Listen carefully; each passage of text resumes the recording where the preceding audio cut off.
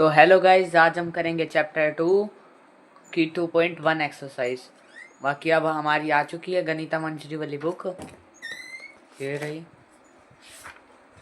आज इसमें से करेंगे हम चैप्टर 2। ये रही चैप्टर 2 की एक्सरसाइज 2.1। इसमें फर्स्ट क्वेश्चन है, find the degrees of the following polynomial. तो इसकी हमने डिग्री फाइंड करनी है। अब सबसे पहले हमें इसे की डिग्री निकालनी है। तो आप पहले स्टेटमेंट पढ़ो। 2x² minus 5x+3। इसमें पावर बस एक की है, x की 2, मतलब कि x²। इधर x की 1 पावर है, इधर कोई पावर ही नहीं है।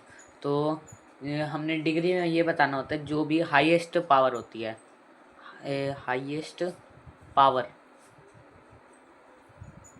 अब वो चाहे पूरी पॉलिनोमियल में किसी की भी हो, किसी की भी हाईएस्ट पावर हो, वो होती है हमारे पास डिग्री। अब इसमें हाईएस्ट पावर है 2, तो वही होगी हमारी डिग्री, 2 होगी डिग्री। ऐसे ही इसमें देखो, इसकी डिग्री नहीं है, 2y की डिग्री 1 है। इधर y³ की डिग्री क्या होगी? तो y³ हाईएस्ट डिग्री है, मतलब तो 3 हमारे पास आ गई। अब ये नेक्स्ट क्वेश्चन है, ये है -9। इसकी कोई भी डिग्री नहीं है, तो हम लिख देंगे 1। डिग्री क्या हो जाएगी? 1। नेक्स्ट पार्ट, यहाँ पे है 4z-3। तो इधर भी 3 की भी 1 है, 3 की भी 1 है और 4z की भी 1। तो हमारी डिग्री हो गई 1। तो हम करेंगे सेकंड क्वेश्चन। सेकंड क्वेश्चन में हमने, यहाँ हमारे पास क्वेश्चन है, क्वेश्चन में लिखवाया है right polynomials of degree 1, 2 and 3। तो हमें पॉलिनोमियल्स बताने हैं। डिग्री 1 वाले पॉलिनोमियल को क्या कहते हैं? 2 वाले को और 3 वाले को।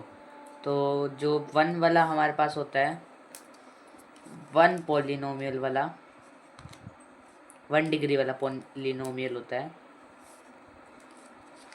वो उसे हम कहते हैं लीनियर पॉलिनोमियल। 2 डिग्री वाले पॉलिनोमियल को बोलते हैं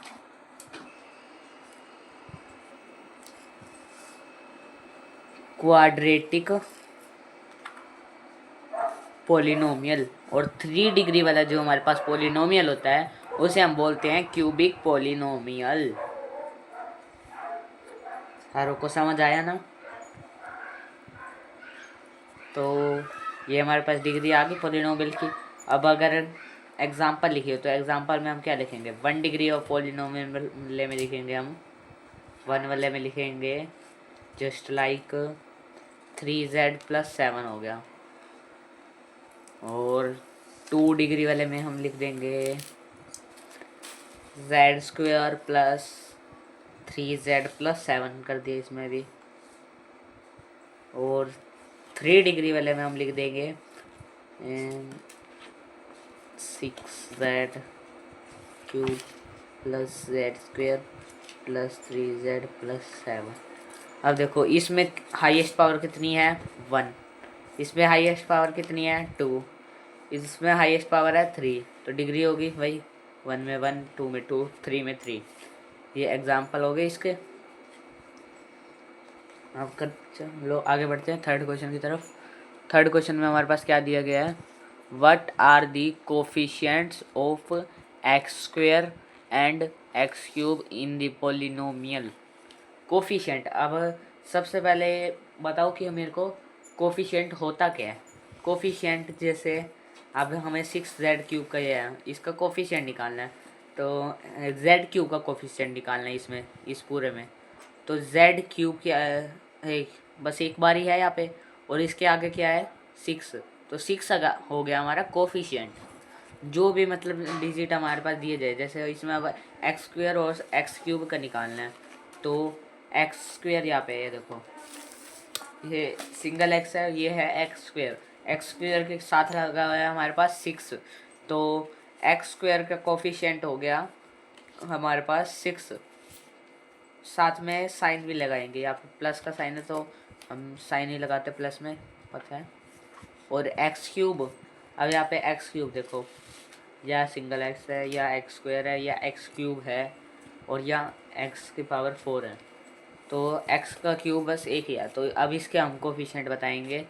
तो इसके आगे कितना डिजिट है 3 और 3 लिखा हुआ है और साइन माइनस का है तो हम लिख देंगे -3। ये हमारे पास क्या आगे coefficient of x square and x cube. आगे करते हैं नेक्स्ट क्वेश्चन। नेक्स्ट क्वेश्चन हमारे पास, what is the coefficient of z in the polynomial 4z cube plus 5z square minus 11। अब इसमें हमारे पास ये देखो, यहाँ पे है z क्यूब, यहाँ पे है z स्क्वायर और यहाँ हमारे पास 11। तो हमारे पास यहाँ पे सिंगल z है ही नहीं, तो इसका हम लिख देंगे 0, क्योंकि हमें पता है अगर किसी की भी वैल्यू किसी की भी पावर 0 होती है, जैसे 3 की पावर 0 होगी तो हमारे पास आंसर आ जाता है 1। तो इसलिए मतलब कि z कैंसिल हो गया होगा, z की पावर अगर 0 होगी तो 1 हो गया होगा और 1 को हम वैसे ही नहीं लिखते। तो इधर हम लिख देंगे इसका कोफिशिएंट क्या है, कोफिशिएंट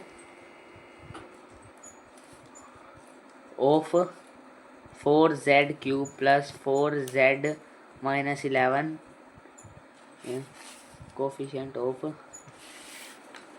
z इन, ये पोलिनोमियल है, इसके अंदर z का कोफिशिएंट अब हमने बताना, तो वो है 0।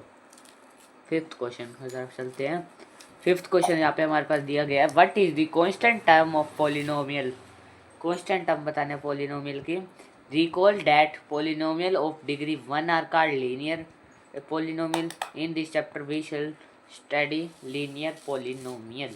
अब हमने इसमें कांस्टेंट टर्म बताने हैं पोलिनोमियल के, तो अब हमें इसमें वो बताने हैं कांस्टेंट टर्म।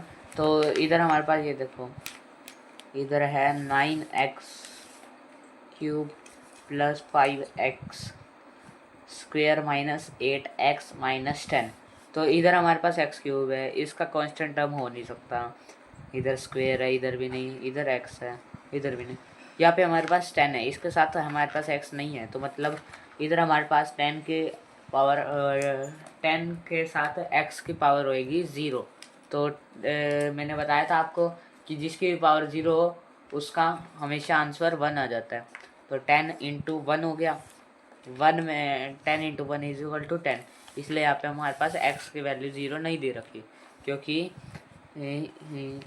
जो x यहाँ पे है वो 10 है, कांस्टेंट टर्म है। तो यहाँ पे लिख देंगे हम कांस्टेंट टर्म इज 10। तो यहाँ हमारी 2.1 एक्सरसाइज कंप्लीट होती है। अगर वीडियो अच्छी लगे तो लाइक करना, चैनल को सब्सक्राइब करना है। मिलेंगे अपने नेक्स्ट वीडियो में, तब तक के लिए ऐसे ही पढ़ते रहो, आगे पढ़ते रहो।